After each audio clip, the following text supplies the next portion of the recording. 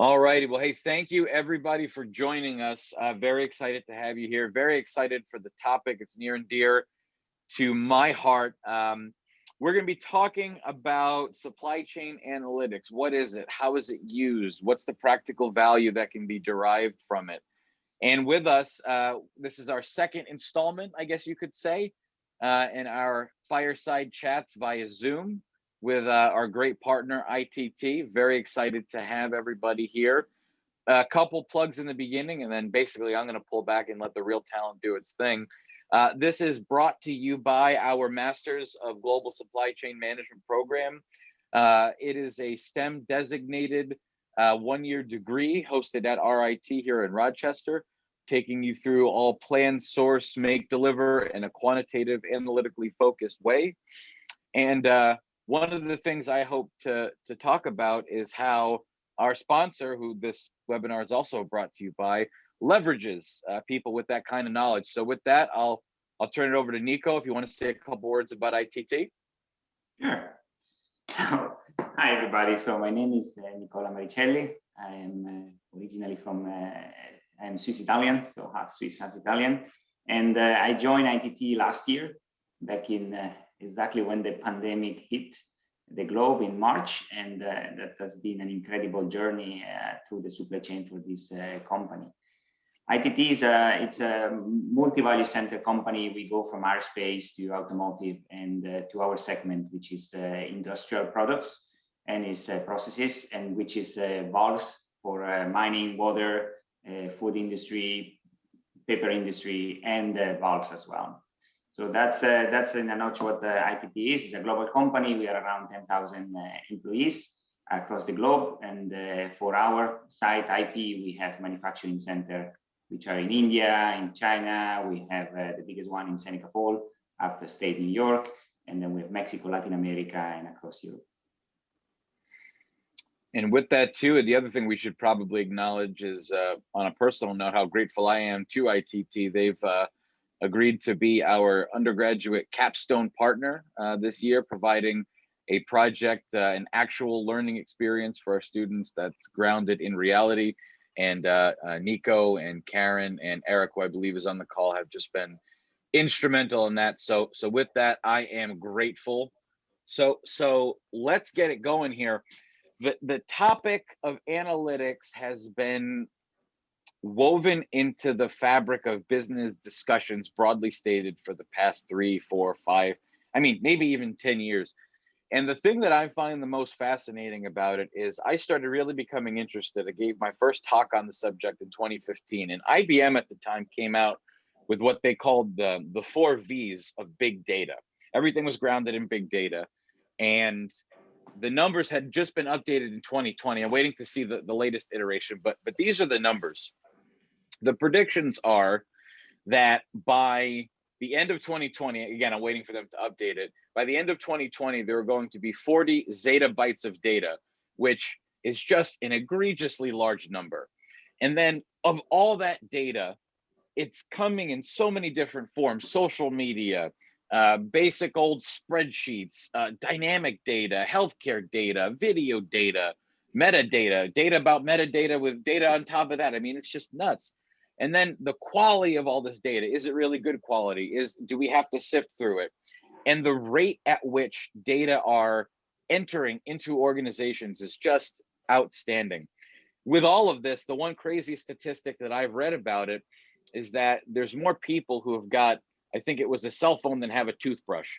So in my mind, that means that people have data-driven phones and really bad breath.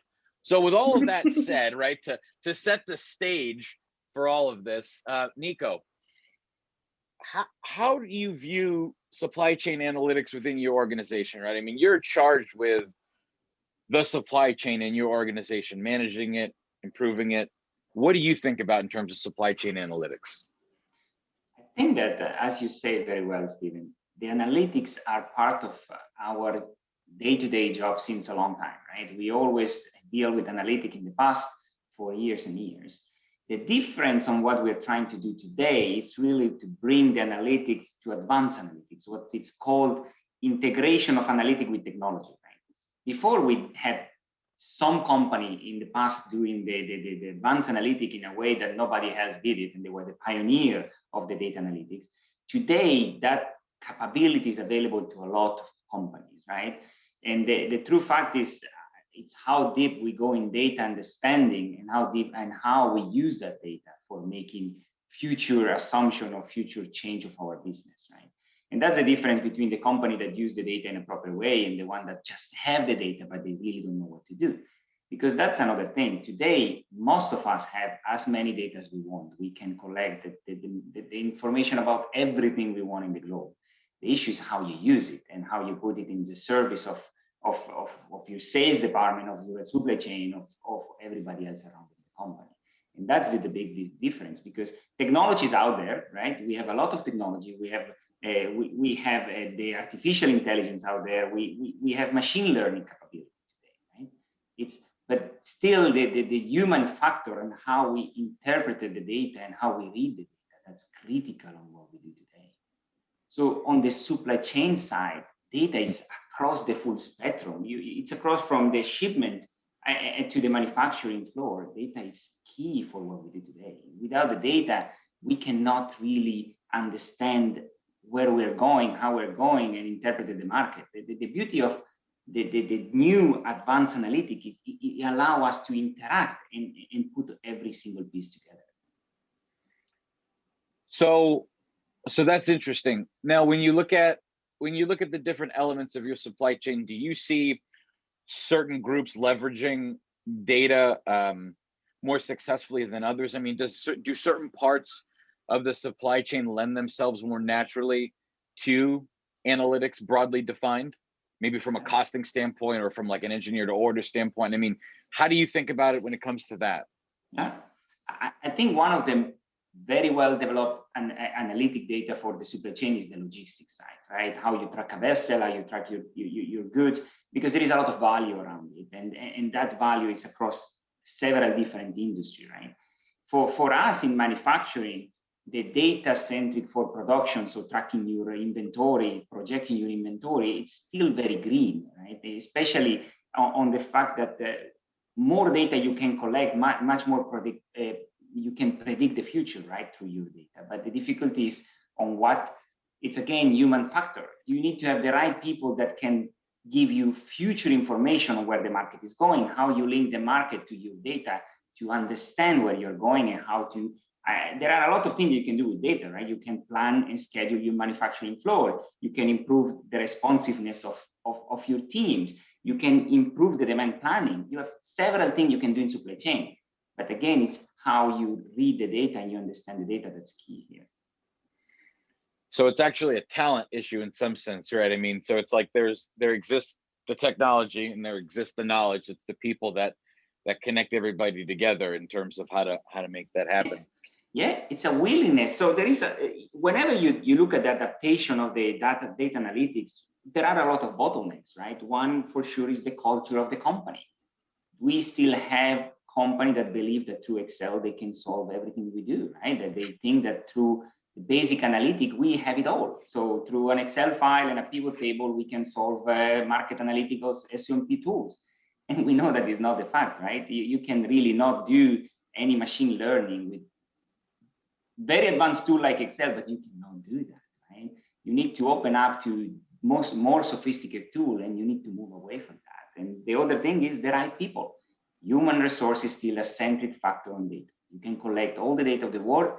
If you don't start building the right department to have the analytic capability, and we're not talking about only people that knows how to present the data. You need to have people that knows how to read the data, how to interpret the data, and how to connect it with everybody else. So if you have the power of having data, it's what do you do with that data? It's much more important than anything else, right? Data is available to you. So it's funny because it's a blessing and a curse in some sense. The more data and the more tools that we have, you would think the better off we'd be in terms of advancing the organization, right? It's beyond optimizing the outbound network. That's done. That's boring. We can do that. So, how much of what you see, how much of what you use, how much of what you do still depends on garbage in, garbage out, right? It's training the people to know if it's bad data coming in, it's terrible analytics going out? How much of a problem do you still see that being? I think it's still a big problem, right? Because at the most of the time, especially when you have global company coming in from several merge and acquisition, right? So you need to uniform the data.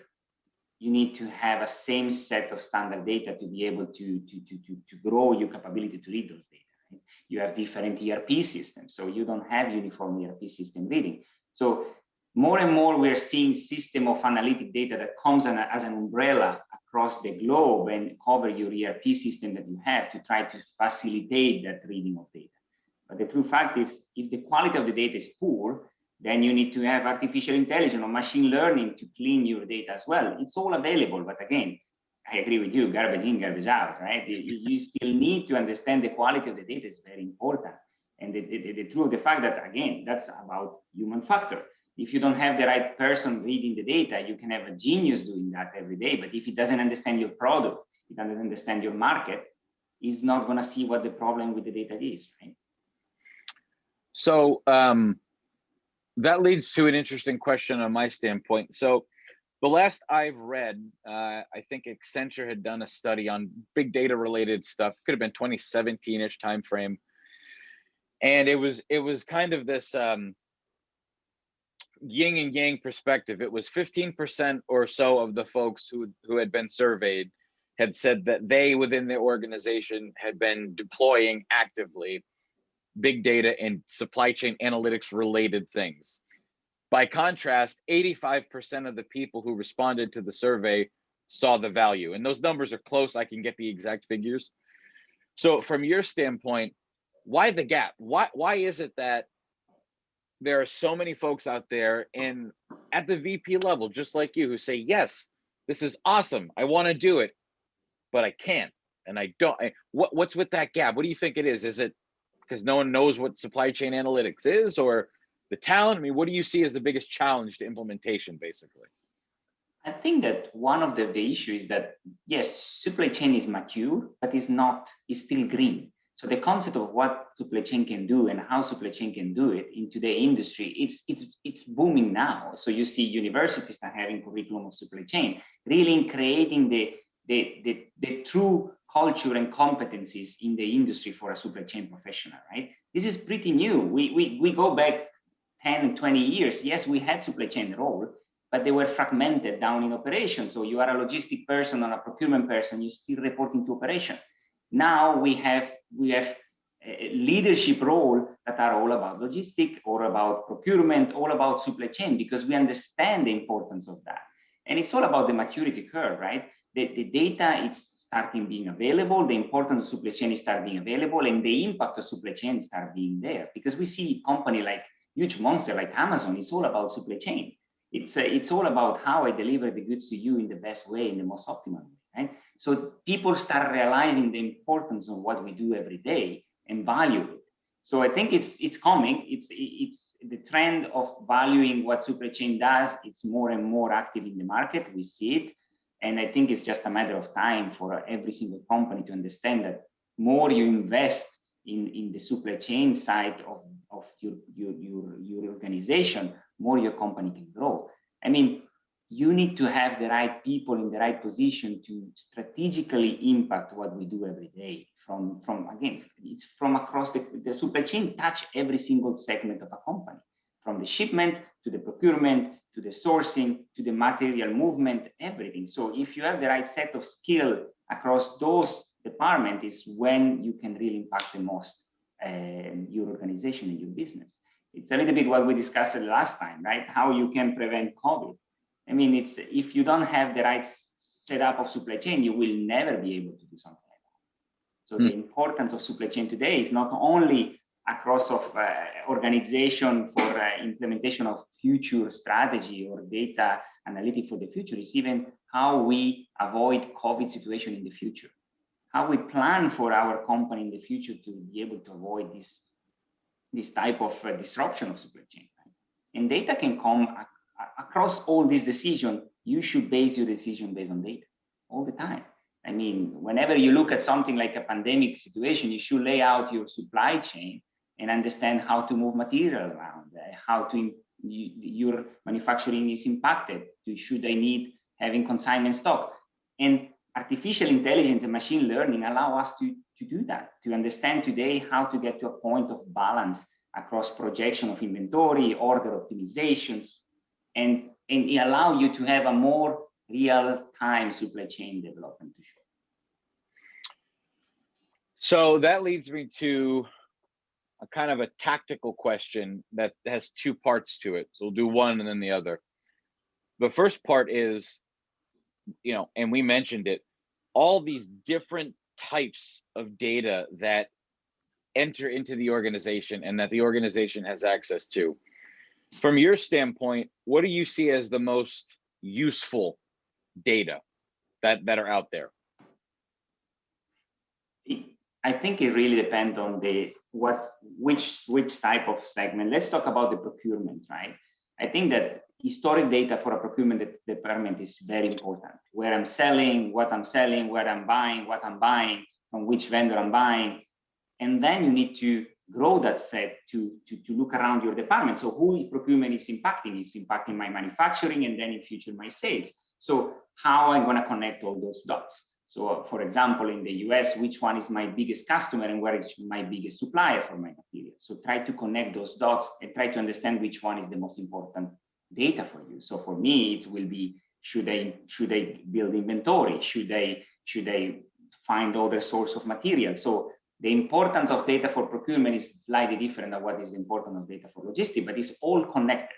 It's all connected to logistics is how I'm going to impact the movement of a shipment. Today, all the West Coast ports are blocked completely for COVID, and completely there is a huge congestion in the West Coast. How can I avoid that? Because you need to understand that and having alternative route. That if you don't understand your data, you will never be able to do. So where is my source of material coming? Where I'm buying, and how I can avoid any congestion. So all those things comes if you have a good set of analytical data. If not, just to get a spend analysis through Excel, you will need months of analysis. Right? Yeah, and it's funny you mentioned the ports. So I work on a project called the Logistics Managers Index, and we've been tracking all these elements of logistics activity. We saw some of the craziest pricing dynamics occur over COVID. And not only that, but we noticed this like 2-month lag. So for every 2 months that we saw an increase in pricing to warehousing, rather a constriction in capacity to warehousing, we saw a multiplicative impact on pricing 2 months out. So that's a really astute observation, actually, that came through in practice. So that was the first branch, right? Like what type of data? And then the second part is when you think about analytics, it's kind of like supply chain. You ask 5 people, you're going to get 10 answers to what it is. But when you say what is analytics, the most clear way that I've been able to break it out is 3 buckets. You've got descriptive, telling you what the situation is. You've got predictive, telling you, or diagnostic, telling you why and what might happen. And then you've got the final bucket, prescriptive, okay, now do this. Across your organization, which of these do you see the value in most? Where do you derive the most value out of, do you think? I think they build each other and one in each other, right? I think that whenever you're doing future analytic and you're trying to understand the future and the future movement of your company, you need to base it on the analytic of the past, right? One of the best definition I found in supply chain analytic for me is the ability to use quantitative method to improve your decision-making process, right? And that's what we do. And you do that based on your historical data. That's what we did for the past 20 years. And what we're going to do in the future is really take all those analytics and improve it to technology. So that's what we were discussing. So how are you going to predict the future based on that? So it's a combination of all that. For me, the best thing you can do is build analytic for adjusting the future. For predictive analytic, for me, is one of the most important things. But it's one of the most complex too, because you have so many variables that if you don't have clean data of the historic data and a good understanding of your market, where and which one are your market trends, what can you link your historical data to the future, I mean, it's a failure from the beginning, because you cannot base your future analytics and prediction of the future only based on historical data, because they will not consider on trend movement. They will not consider on where the market is going or new technologies. So you need to be able to connect all those dots. And that's one of the most complex things to do. And I can tell you, most of the industry is not there yet. We have a lot of industry trying to move there, but taking that risk, moving away from concrete data and moving into how I'm going to connect to the market, how I'm going to understand the rig count movement, how I'm going to understand the price of the oil in Middle East or whatever it is, to connect to your industry. That's the most complex thing to do. Yeah, and I think that observation is really why we built into the program that knowledge of, or at least the goal to have that knowledge of building the story together, right? It's not just, hey, that happened, great, what do we do with it now? Yeah. So that leads me to, as you can tell, I have a lot of questions for you, but that leads me to the next one. What's a practical use case for analytics within your organization, right? So let's say you pluck up one of our brilliant grads and they come to work for your organization. What's a use case for supply chain analytics? What would you say, like, hey, here's some data, I need you to tell me what margins might be or what pricing might be? How would you leverage analytics on a day-to-day basis, as an example? I think that's very, very good question. I think that today in a supply chain world, let's take sourcing. Data is fundamental. Data gives you the power of having a huge leverage in your negotiation. Knowing the cost model of a product, understanding the cost structure of your product that you're trying to buy, and the cost structure of your vendor or your competitor give you a huge leverage to the market. If you understand, so it goes back to, I understand my sales channel, and I know how much I need to sell something in China versus how much I need to sell it in India, or how much I need to sell it in the US, then bring back those information into the company, giving it to the manufacturing or to the supply chain, and tell them, this is what the market is willing to pay for this good. Figure it out how you get there with the cost. And that's what we need to do. We need to have a structure of data that allow us to understand what the customer are willing to pay for something, and then breaking it down, understanding the data, and can be through cost model, can be through analytics of historical data, understand how we can get there. And that's very real. We are doing it today. We are trying to understand our position in the market and what our customer, because our industry right now, it's suffering, right? In the industry on the production of big equipment that require higher capex are struggling. Nobody's willing to invest huge amount of money today to buy multi-million-dollar capex projects. So we really need to try to understand how much somebody's willing to pay, and then how to get to that through analytics. So where I should manufacturing this component, how should I move it? And all of that is our real life today. So building cost model is one of the most important things we do in our procurement side. In our logistics, it's how I'm going to read the data from the market and interpret those. How can I avoid the congestion in the West Coast port and moving it to somewhere else? I mean, most of the company don't have a clue, because they just deliver something to our freight forward and let them show up in California, right? We need to get in front of that, because if not, we will never try to avoid those issues. You know, it's a crazy. Oh, I'm sorry, Nico, go ahead. No, and that's how you can really use the data to benefit and try to avoid potential issues. So when you were talking about setting it up to a freight forwarder and seeing what happens, I read the craziest story of let's call it creative logistics processes. Because the port at Long Beach and really on the West Coast was so jammed up as a result of the COVID push, the delay and then the push, you had actually containers being routed down to Mexico, being hopped onto trains, and then being trained up. So it became like a quintuple multimodal transportation. It was like truck to boat to train, back to boat to I mean, it was wild. So if only we had someone to predict that. And maybe, Steve, you don't predict that, but you can try to have multiple. If you have the right amount of information coming from your freight forward and from your logistic department, you cannot avoid that, but you can have alternative route that you need to force the system into it, right? As you say, right, today, I think it will take you much less time to go through Mexico and bringing it back to truck or train that still wait in the West Coast ports. It takes you almost 1.5 months to clear something today in California. And that's, I mean, for some industries, not acceptable, right? And it's global, because the container not being able to be shipped back to Asia are forcing the Asia port not to being able to ship something from Korea to China. So that's global. Yep, that's coming through loud and clear in terms of the freight data that's going back and forth. And you know, the other thing too, as a result of that, the tender rejection rates have been going through the roof.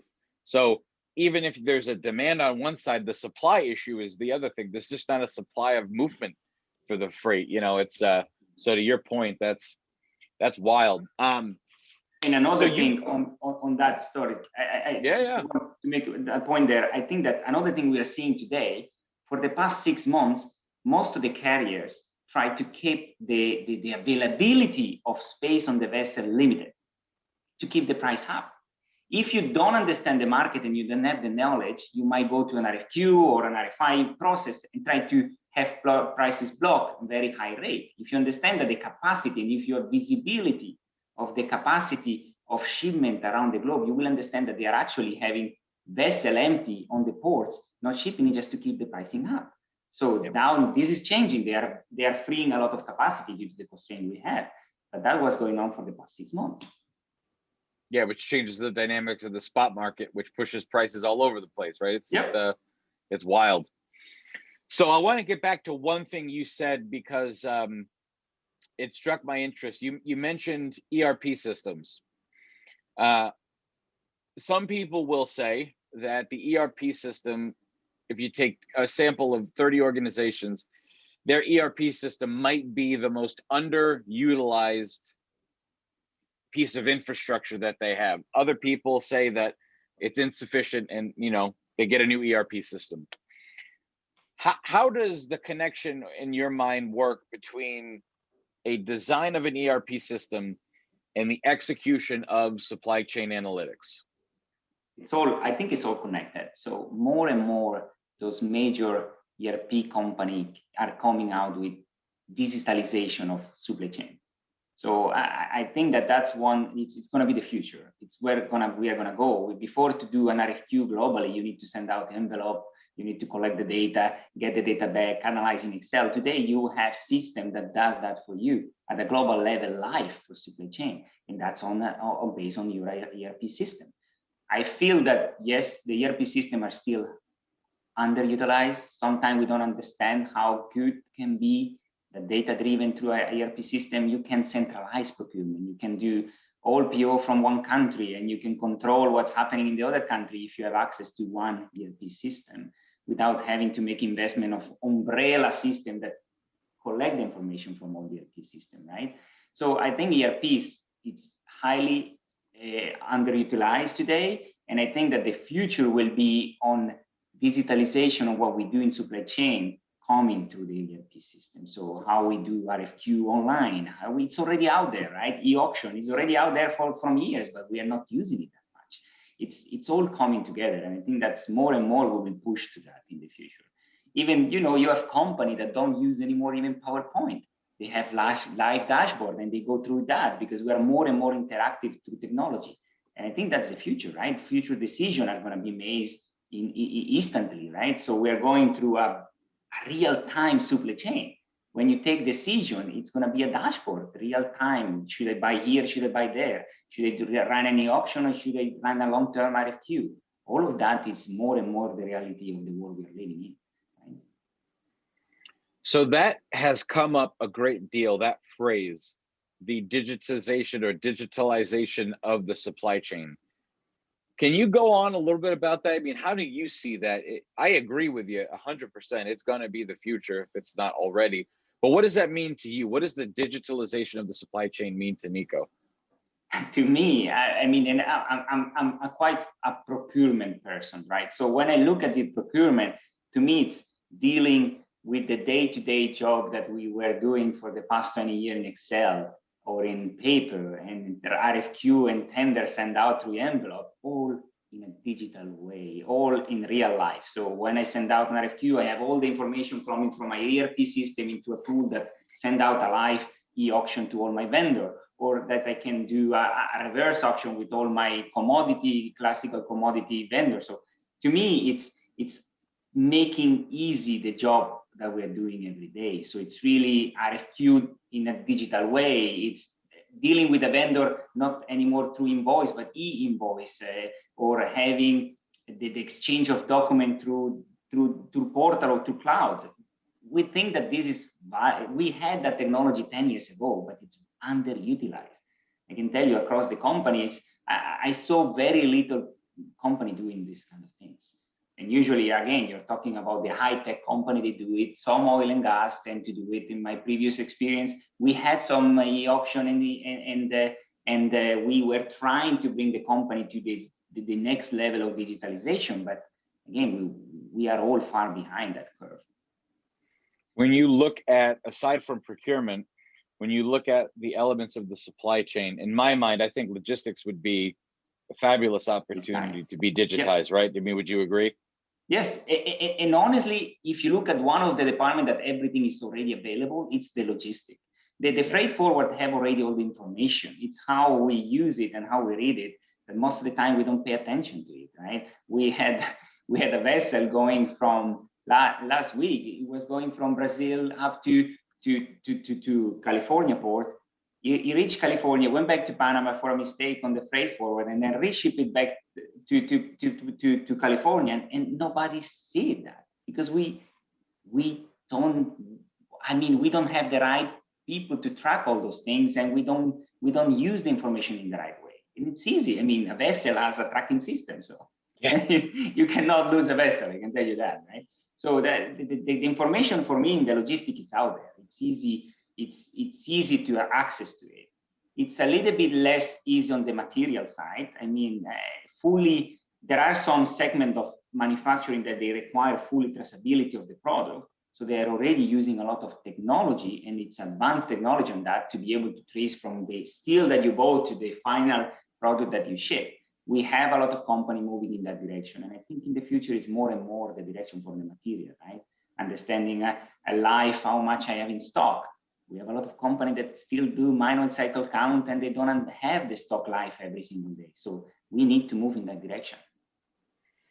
Yeah, you know, the traceability element is crazy. I'm working on a project about intellectual property protections in supply chains, and there's really no universal standard on traceability. So we have technology from you at ITT receive materials and the way in which we can follow those materials through production, but it's that inbound supply chain that's so susceptible. So that's, you hit the nail on the head. Let me throw a crazy scenario at you that I've been thinking about as far as the digitization and the downside of digitization. There was an instance with tracking technology in logistics where the sensors that got put onto freight on containers to monitor perishable products, you know, they sense the gases and things like that, and then they can tell the driver with IoT, hey, there's something going on, pull over, whatever, you know, sensor technology in freight. And then they started putting those sensors in things like products themselves for smart machining and all that kind of stuff. All great stuff, all within the digitization space. Do you see a downside in terms of a cybersecurity threat or an intellectual property threat? Or do you see a downside to analytics? Could we be trying to tech, so to speak, things within our supply chain to our detriment? I mean, it depends again on the product you're doing, right? If you're selling commodity and you are worried about IP protection, I think you need to realize that today we are in a global war, that I can buy goods in China and just do reverse engineering. So we really need to be careful on over protecting what we do and under protecting it as well. So yes, data availability, instant data will go through clouds, and clouds are affected by hacker and the weakness of our system of today. But more and more, I think that what you can gain of having real life. You're working, you see what everything is happening in real life. If you have a downturn in the production line, you see life there, or you have a stock out, you understand it even before having a stock out, right? So all of that for me is much more important than anything else. So I understand the concern, but I think that we need to push more for the security and build the security around the data, and more than be afraid of what can happen to the data that's out there. And there are a lot of company, in oil and gas, which a lot of company had a lot of IP restriction, that now works in cloud, and they're actually sharing the information with their own customer to build this cloud of information, and everybody builds on it because everybody has to gain from the data. So it's almost public data, it's out there. So you want to use it, you have our platform, everybody can access to it, you access our data, and all together we grow this data. So in my opinion, sharing data in the future is going to be another alternative to grow your market intelligence or your set of data. I think my problem is I read too much science fiction. So I'm just terrified of like Skynet taking over, and factories just making products without people in them and stuff like that. No, I think we are still far from that, Stephen. I think that I hope I'm dead before it happens, but you never know, right? Yep. Human factor is still critical in anything we do, especially if you look at supply chain. You need to have the right competencies to be able to grow your supply chain. And it's what I admire from you guys that start having the supply chain program. You have your master in supply chain. It's more and more we need qualified people working in supply chain through new technology, through new assets. So understanding how we can bring digitalization of procurement or digitalization of material learning into our supply chain. And that can come only from competencies, right? So that leads me to a question for Karen, if I may. The way I view our program is we're producing products for you all to consume, right? ITT and all the other companies in our area and globally. So because your chief role, of course, is talent acquisition and development. So when you're looking for supply chain talent in the analytics space, or generally speaking, what are some things that you look for before you put a resume in front of Nico? So I think one of the things that I look for, so I always look for one, a complementary industry for what we're looking for, but specifically to this topic that really is wrapped up into what we would call master data management. There are some industries that tend to be ahead of the curve on this. Healthcare, larger corporations, finance companies, insurance companies, they really seem to understand master data management as an approach. When we look at global supply chain and global supply chain analytics, we're really looking for people, to Nico's earlier point, that really have this understanding of having a plan A, having a plan B, having a plan C, because it's not just working with your freight forwarder to understand the data, it's also working with them to understand what potential occurrences can happen with this data.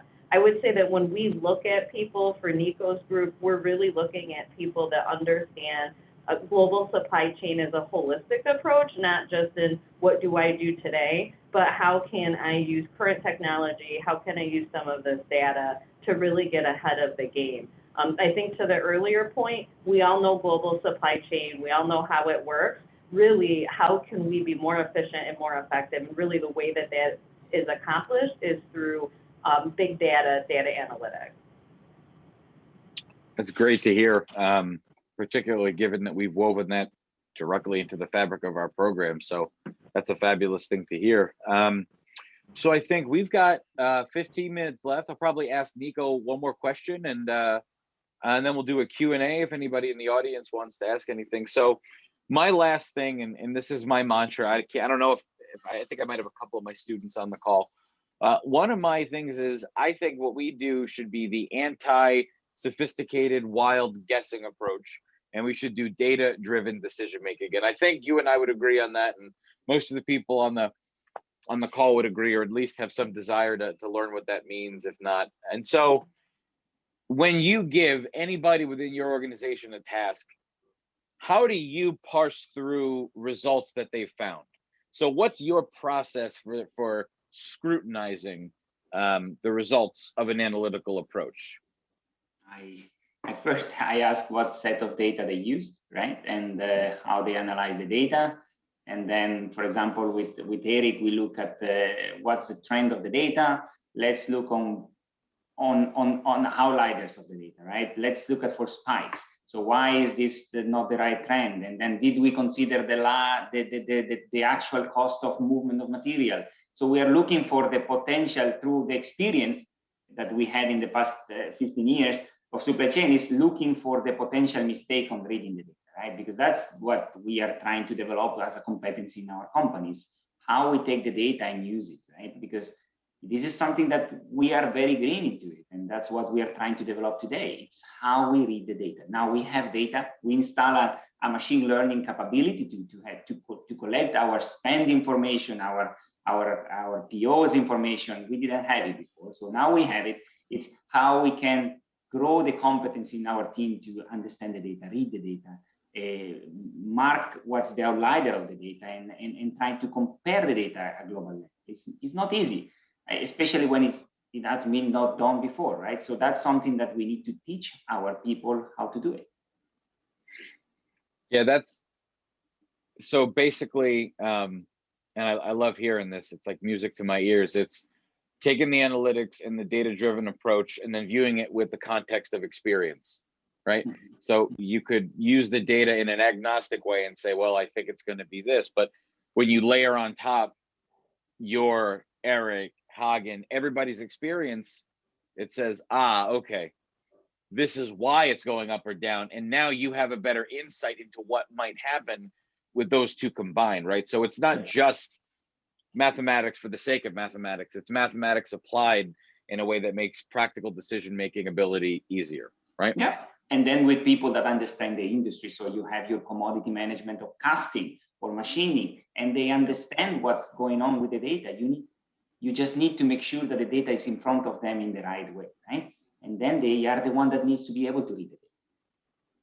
Yeah. Well, that's fabulous to hear.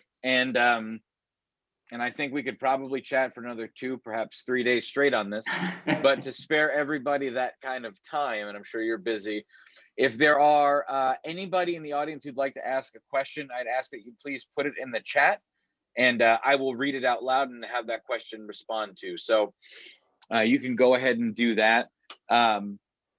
In the meantime, I want to thank everybody for joining. I think this was this is a really excellent conversation, and I think the topic is certainly relevant. It's funny how analytics pops up in nearly every field now, but I think we have so much data in supply chain that it's a natural fit, right? I mean, there's just so much there. We really need to be careful, and to me, now the data is available, right? It will be. There are a few companies that are still moving into ERP. There's a few companies that are still making easier the collection of the data that needs to mature on that. And it's still out there, but what do you do with the data is the most important thing. So really, what we look for in university and in training for people is how do you read the data? How you create those mastermind that comes and they are able to segment the data and present it in the right way. Because at the end of the day, that's the most important thing. How you read the information you have and how you are able to understand how to connect the information with other set of information. That's another critical thing. Yeah, related to that too, a big problem that I see, it's almost like when you were a kid and you ordered too big of a meal and you're like, oh boy, your eyes were way bigger than your stomach. I've seen it where companies have gotten so excited about analytics and the possibility that analytics can bring that they've started to like tack on these modules to different systems, but the data that and the analyses that arrive from one system and then the data that come from another one, they don't speak to one another. So then there's like this third layer on top of it to try to weave everything together, but that becomes even more nonsensical. So it's this Lego approach to data management, which is like it's problematic, right? Especially when you do predictive analytics, right? You're trying to understand the future, but you're not connecting yourself with sales. They might be trying to exit that market, and you're actually trying to improve that market for your supply chain, and that goes one against each other, right? So more and more, we will have the data available. We need to be able to connect the dots. So we've got a question from, hey, Connor, one of my students, great student, Connor. With the rise of crypto, are you looking at helping customers implement a blockchain system for managing inventory that would solve some of these digitization issues? And if so, what type of platform would they use? So what about blockchain and tracking of inventory? I think that the tracking of inventory is fundamental. There are a lot of tools out there. I think that for me, the most critical thing when you deal in material and data analytics, it's the full structure of an SEMP tools. So you go from the planning together with the inventory, together with the management of the goods moving forward. It needs to be all connected. You need to find a way to connect that on top of the pure management of your inventory and your material. You need to be able to connect that with your sales information. So we need to get away from the concept of managing each one of our department or scope individually, and you need to try to find the way to connect those with with the market and with the trend information. So when you manage an inventory or you manage material on the ground, it's how that relates with my sales information at global level, or where the inventory is going to move, what the market trends. So you need to be able to connect all those dots with the historical information you have. So it's a full platform. It's a full SEMP tool that allows you to manage the inventory in a full I don't know how to, I mean in a global way, right? In a way that you interact with all the departments. Yeah. So okay. Well, that leads to the next question from a co-author of mine, in fact. Hey, Miles. So the question is, what value do you see in the supply chain analyst versus cross-functional teams? And then as a follow-up to that, why not just have a mathematician or a statistician read the data and give you results? So basically, what value is there in the supply chain knowledge combined with the analytics? It's how you read the data and interpretation, right? You need to understand what you are reading. So you can have somebody that analyze the data, but then you need to be able to read it and present it in the right way. So that's the dot that you need to connect with having supply chain skills and analytics. Yes, you can create a kind of a magician position that knows it all, but it's very difficult to find the complete set of competencies, right? That's why you have different functions, and that's why we can create a set of tools that allow us to get the information to people that understand a little bit of everything and understand how to present the data, and then the interpretation can be done at a level like the commodity manager, right? But the key function is how I present the data in the right way. And we need some type of competencies there on the industry you're operating, on the segment you're operating, to understand how to present it, right? It gives it that context, right? Yes. Yeah. I think the lens of experience is critical when they're looking at this type of data. It's fundamental, and it's really different, the profile of a person that is reading the market for a commodity, that a person that needs to read the logistic development of the movement of the goods or the inventory planning. It's a different profile. Now, the truth that if you can have all that data under one roof, and that's why we are trying to generate this department that can read the data at global level for supply chain, because those are the people that can connect the dots, right? But you need the competency for each one of the segments. That's important. So we've probably got time for one more question, if anybody out there has one. So I just want to add on the importance of interpreting this data. So, and I think it was mentioned earlier that as data becomes more of a cornerstone in a lot of companies, really, you do need somebody that specializes in whatever that discipline is to really interpret that data. And I think even from the talent acquisition perspective, we're very similar to supply chain in that we like to make our decisions with data. But you need to have a specific type of experience and training to interpret the data. And On some of my other screens here, I have some reports pulled up where we're running some analytics on key competitors, on specific positions. You have to have an understanding of market conditions, you know, our industry specific roles to really be able to interpret some of that data. It's no different in global supply chain or a number of other disciplines.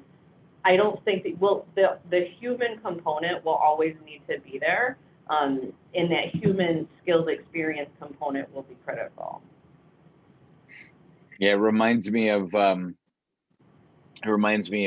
scene from The Office where Pam was talking about her sales, and she said, "Well, look, you know, I doubled my sales this month." And then someone goes, "Was it from 2 to 4?" And she goes, "Yep."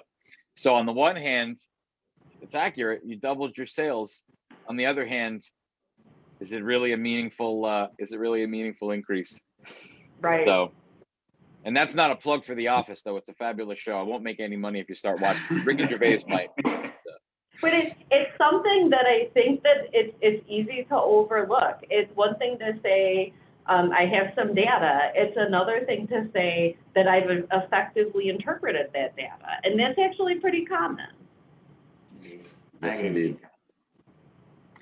Well, I think with that, folks, we will close up things here. Again, a huge thank you to ITT. They've been such an amazing partner for us, our supply chain program. And if anybody is interested in learning more about our master's degree in supply chain management, feel free to email me.